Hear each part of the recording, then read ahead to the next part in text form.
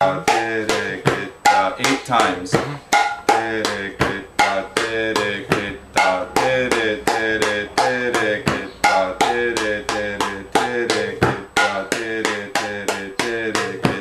Four times. So terekete 8 times, terekete 4 times. And that's just good for getting the hand like solid and strong. He gave me some really simple bhajan ones that were good, like ta, te, ta, te, ta, ta,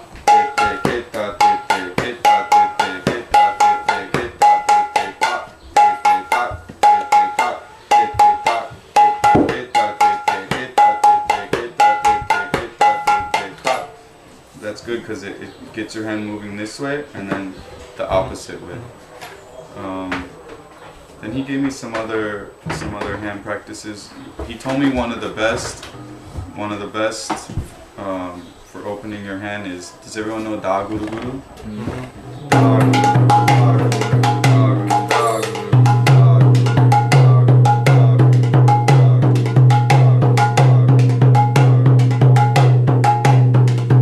Everyone knows this mantra? Yeah. This mantra is so good. You should have just like a core group that if you practice an hour a day, you'll notice the difference so fast. Within a couple weeks, your hand will be so much faster and stronger. Just 1 hour if you give to Mridanga, it helps a lot. It seems very simple, but it's about to find the time for the. It's true. It's about priority. Yeah. You have to like make it like, I'm gonna do this no matter what. Even like, does everyone know Varun? Yeah. You know Varun? Varun's playing so good. Do you know how he got good? He would wake up like at 1 o'clock in the morning and practice for 3 hours every day for 3 years. What about his neighbors? I don't know how he did it, because he grew up in London in the middle of the city.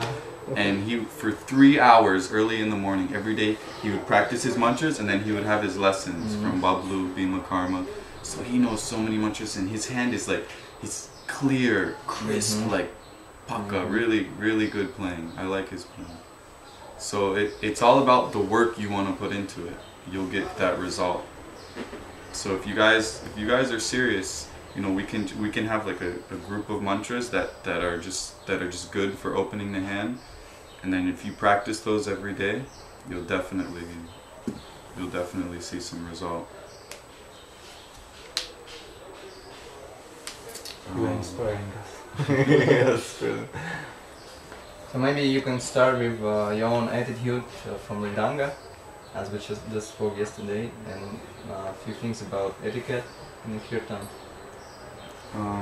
Playing Mridanga it's a service.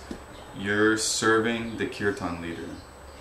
So, I mean, you're whatever they're doing, you should be following. Sometimes you see like someone singing and then the Mridanga player is just like, you know, like doing his own thing. Like that's not serving the kirtan. Even if like the kirtan is just like some old devotee, Hare Krishna, then play nicely for that. Don't just come and do, oh, this kirtan isn't good, we need to like do, because demonstrating good. Yeah, because then you're not serving the kirtan. So that's the main point I feel with Mridanga playing, is serving the kirtan. Then there's definitely certain etiquette that comes to Mridanga that a lot of people don't know. If someone else is playing, unless they're like playing like, you know, like wrong, like the beat is messed up, like the kirtan can't flow, you know, like the kirtan can't go, then it's one thing to come and then you know, help the kirtan, like bring it where it needs to go. But if someone's playing, you know, nicely, they're keeping the beat, if you come and just start playing your own thing, you know, like kind of like not even regarding the other person, even if you're better than them, it's not etiquette. It's not, you know, it's not like devotees don't behave like that. If someone's doing something, to just go push them. And so that's also another thing, when people are playing in a group, everyone should play together. Like pick someone to follow or follow each other. But it's so annoying when like there's 4 Mridanga players and everyone is playing a different beat. it's like, what is going on? It doesn't sound good. It's just like, blah, blah, blah, blah. It's no cooperation. Like, especially on T-highs. Yeah, like everyone's playing a different T-high, and you're like, what is going on? Like, that's the worst. I hate that. So like, play together, you know, like pick someone to follow, or everyone can take a turn, like changing the beat, picking new beats. But like, that's really important. Can anyone think of anything else with Mridanga etiquette? Any situations? How to choose who's to follow? I think it can just be a common thing. Like when I play with my friends, we just like, you know, it's not like, okay, we're all gonna follow you now. Mm-hmm. It's just kind of like you're playing, and then someone will start a beat like, hey, and then everyone will follow. It's not like, no, my beat. No, you follow my. It's like someone starts something. Oh, all right, cool, that's cool. Like then everyone follows, and someone else will just like start something. It's just like, it's just a mood of. That's mean relationships, right? Yeah. It's like a mood of cooperation, relationship. No ego. Mm-hmm. That's the worst thing. If you have some big ego, like, oh, I'm so good, everyone should follow me. That's the worst. Just like, get out of here. No one, like, even if you're the best, like, forget it.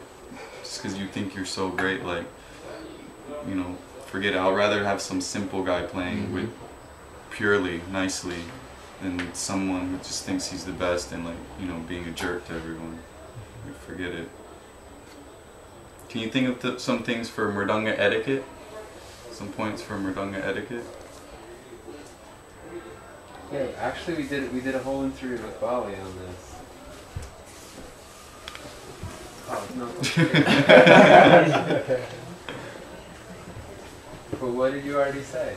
I said, you know, like coming when someone else is playing, and if they're playing nicely, they're serving the kirtan, to just like fully start doing your own thing, like just disregard the other person. I said when playing in a group that everyone follows each other, plays the same thing, everyone's not playing something different. Yeah, usually there's like one natural leader, and it's either the guy that's plays with that singer a lot, or the guy that's like the best. Like, you know, if there's one guy that's like naturally the best, or if there's like one guy that's the most senior, like, you may be a better Mridanga player than me, but because I'm older than you, you may think like, oh, let's give the old man, like, you know, let's let him do it. I'll follow the old man. You may do that out of respect, or I may not be such a puffed up old man that I may think, well, even though I'm a senior, like, this, you know, younger prabhu is really a much better Mridanga player, so I should just, you know, follow him.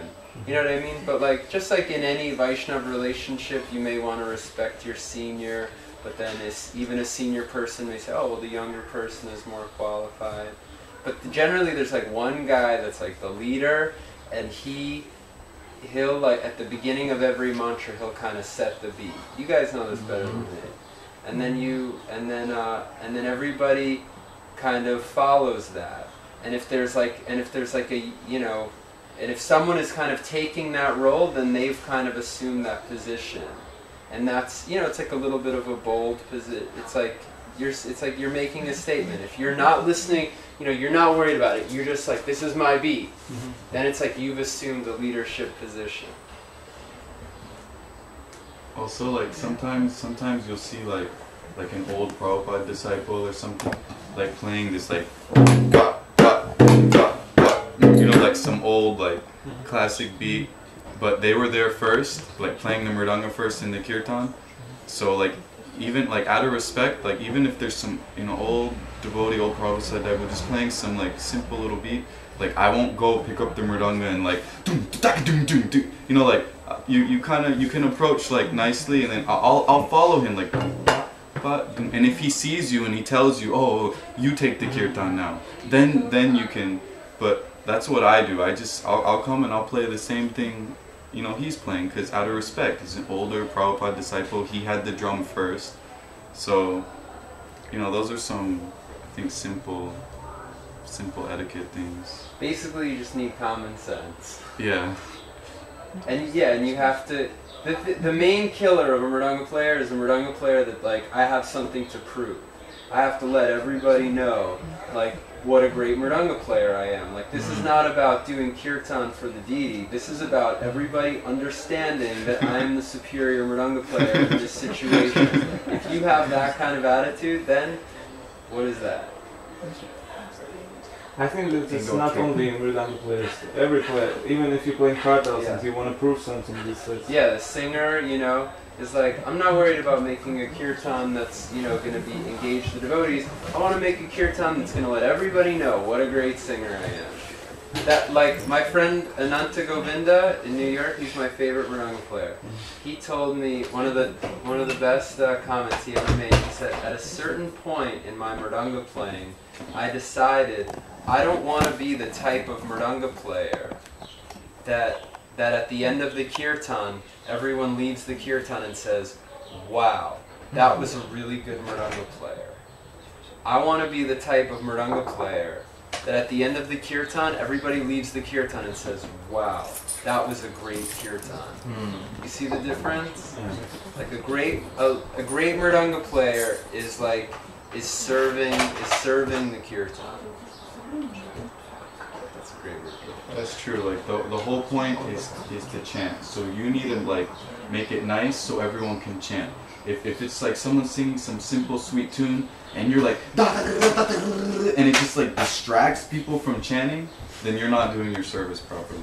You know, it might be way better to just keep a nice simple beat so everyone can chant nicely. Like mridanga players should also consider that.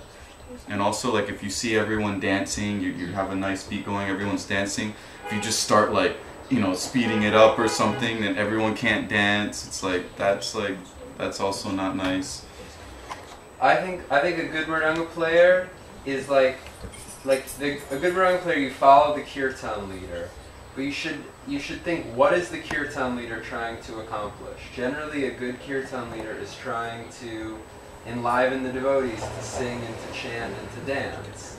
And so, you know, the kirtan leader is trying to think like, okay, what's the right tune that like will engage everybody? Sometimes a simple tune is like the right tune for a certain type of congregation. I just want something really simple and sweet so that everyone will chant. Or sometimes, you know, you're with like more of like a experienced group or something, and then the kirtan leader is thinking, I think like a tune with like a little bit more style and flavor that's like a little more interesting, maybe that will be, you know, that'll like enliven the devotees right now in this situation. And the same with the mridanga beats. Like, you should be thinking, you know, especially like for dancing or for like, you know, there may be a section where you have some cool like weird flipped out beat that like technically fits, but the feeling kind of may get lost or something, and then, you know, like before, you know, all the ladies were doing their cool step, and now they're kind of like, huh, you know, Where to step to? yeah. So you know, and this, so especially for like the feeling and the tempo, the kirtan leader and the mridanga player should both be having the same mind, which is, I want to serve the congregation. And so the mridanga player follows the kirtan leader, but the kirtan leader is just trying to serve the congregation. And so the mridanga player also, I think the main thing is you should follow the leader, but you should also follow the purpose of the leader. That's the main thing. Like, if you just blindly follow the leader, sometimes you know, but you lose the purpose, then you may not really perfectly follow the leader, if that makes sense. Like there's some mridanga players that I've played with. Bali is a good example. He's so attuned that he'll make like the same choice as what you're telling him, or a better choice. It'll either be like sometimes he'll do something, he'll like speed it up a little bit or change the beat just a little bit, and maybe you didn't ask for it, but it'll be like, thank you, you know, I didn't even think of that, but that made it just a little bit better. So in that way, like, anyway, I just mean to say that to really follow the kirtan leader is to follow the intention of the kirtan leader. not just like Proper tempo, like, proper beat or something. yeah, like it's more than just. It's more like a good Moringa player. I feel like is like it's not just, you know, okay, you played a double on the cartel, so I'm playing a double. Like that's less substantial following than, okay, you played on the double on the cartel, so let's like get the right beat to energize the temple room in such a way that, like, you know, that's going to create like the feeling that we want from that double beat, which is that, you know, everybody is now dancing and singing in a more like lively way. Like, you know, like we're not, okay, I played a thing that fits the double beat.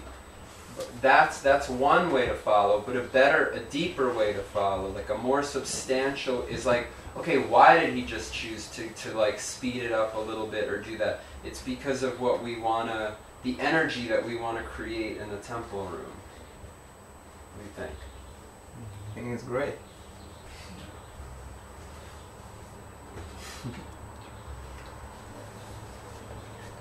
So then, like, sometimes there may be a kirtan leader that's like not very expert at mridanga. So then there's something that you can offer that kirtan leader, you know, the kirtan leader may not be like so aware of like of the variety of mridanga beats that are available. He's just kind of doing his thing. So then you're following him, but you have like a range of knowledge and understanding and like rhythm that, you know, that can serve his purpose even beyond his own understanding and intelligence. So just like, you know, I may like decide to use a certain beat, and then like a great mridanga player is going to understand the purpose. Okay, now he wants to like increase the energy, so I'm going to choose a beat that's going to increase the energy. I mean, like Bibi Govindaswamy, he's so picky with his mridanga playing, and even he'll get mad at you. Or Ayendra Prabhu is the same way. It's because they're very, very focused and conscientious of like the whole energy and the mood that they're creating in the temple room. And it's not about an ego battle, like it's about, they want the Sankirtan performance to be the most that it can be.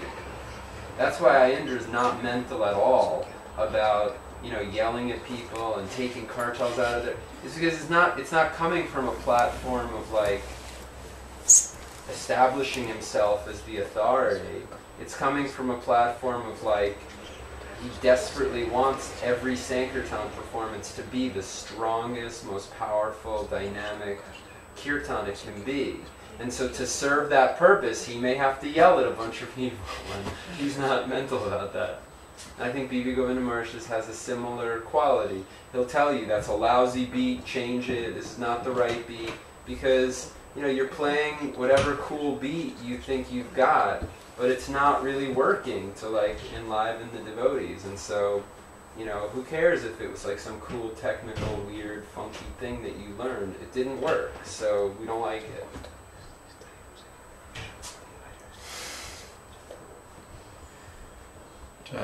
What is this class really for? I think now it has success. Yeah. It's successful, completely successful. This Really? class, yeah. The things you say, just the right things. And let's imagine another situation. Let's imagine a situation when in the kirtan, there's not so famous kirtan leader and it's not so big kirtan, and you're just trying to cover your lack of practice of your daily mridanga sadhana, just to cover this lack in the kirtan, just trying this and that and this new beat, and here I'm experiencing on this and that. What do you think about it? It's true, you're not really serving the kirtan. Yeah. I mean, that should be the whole point, the whole focus is that this is a service, and I'm going to do the service like as best as possible for Krishna, you know, for the devotees. And like if you have that mood every time, I think your mridanga playing can become more sweet. But I know how it is, like you know, I was doing kirtan for 6 hours every day in Vrindavan, and sometimes, you know, like Ram Roy Prabhu or someone would be singing, and it's like I've already been doing kirtan for 5 hours, and now he's just like singing, and I'm just like, so like dead, bored already, so I'll just start playing some like, you just start playing some crazy, funky thing or something, like experimenting. Like I do it too, so it's like, you really gotta focus and be like, because it's a service, and sometimes doing your service is not always easy. Sometimes it sucks, it's hard. Maybe the guy is just singing really bad, but you have to be there to play mridanga for him. So you should do it the best way you can. Two of my favorite things that come to mind, that devotee Bhuvaneshwar in Vrindavan, he cooks the Raj Bhog every day for like the last 15, 16 years. Have you ever had the Raj Bhog in Vrindavan? Yeah, of course. It's super nice. Isn't it nice? Do you think Yeah. it's nice? So he told me, he's like, I never experiment on Krishna. I only prepare things that I know I can make well. I don't like, so I think that's a really nice mood to have in Kirtan. And Ananta told me too, Ananta Prabhu told me, like, I just play things, I've just played so much that everything I play, it's like I played it a million times before. There's no guesswork, there's no, I think that's ideal. But I also think that you should be doing so much kirtan that there are times when there's like a certain type of kirtan situation where it's less formal. I think like during the, in front of the deities during Artik time, at a certain type of program, you have to like just use your common sense. And like there's certain times where it's more formal and it's more important that it just be right and it's not about trying a new thing. And then there's other, like if we started a kirtan right now, I think it wouldn't be that big of a deal. If you if someone wanted to make like a crazy, you just tried it out, it didn't work. Or if you're like night shift in Vrindavan, like, 10 to 1 in the morning, it's like, okay, you can try some stuff. Yeah, totally.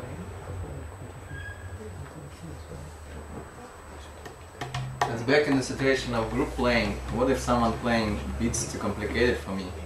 What am I supposed to do? Just sit there and watch? Oh, here's a good answer for that. Ananta told me, all my good realizations are from him.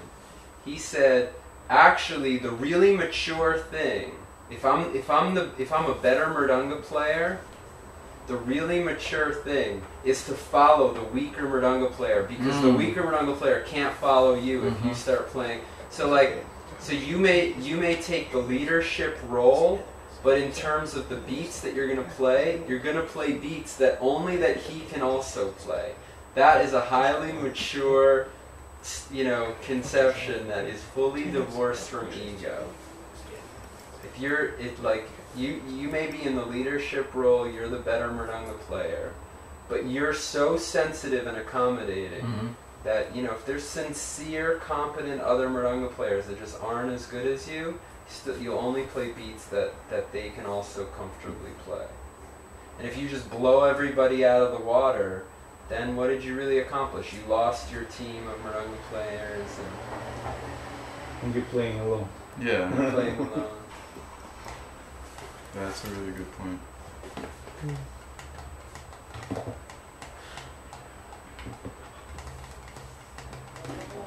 What else? Nothing to ask? Kinchana should make like a mridanga seminar. Yeah. Really It would just be everything I learned from Ananta. Ananta should really. That's nice. And also for kirtan leaders. Yeah. Because then, I don't know, maybe in Europe, in America, there's some professional kirtan leaders. I mean, they know how to do it, but in Russia, not so many, like really strong kirtan leaders who know the whole thing you just say. Even about focusing on congregation, not focusing on your kirtan. Even about that.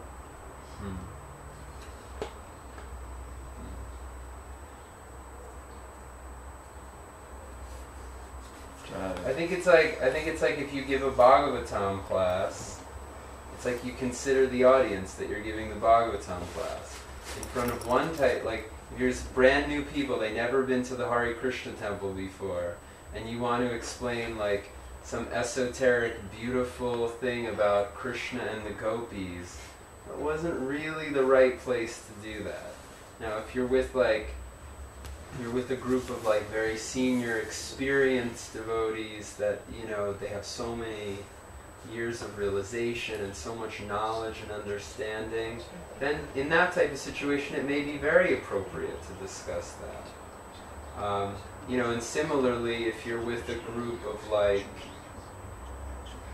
you know, very experienced devotees and like you just tell them about like, you should be a vegetarian or something, it's like, well, okay, it was nice, but it wasn't like, is that really the best thing that they needed to hear? They probably could have benefited from another, you know, a deeper point or something. So like, so I feel like for kirtan leading, you have to have that sensitivity. Like the duty of a kirtan leader is to engage and enliven other people to chant.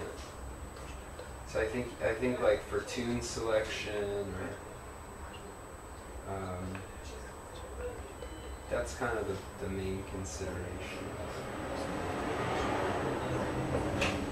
But the best is like Prabhupada, you just pick one great simple tune and you just sing it every time. That's the best, actually.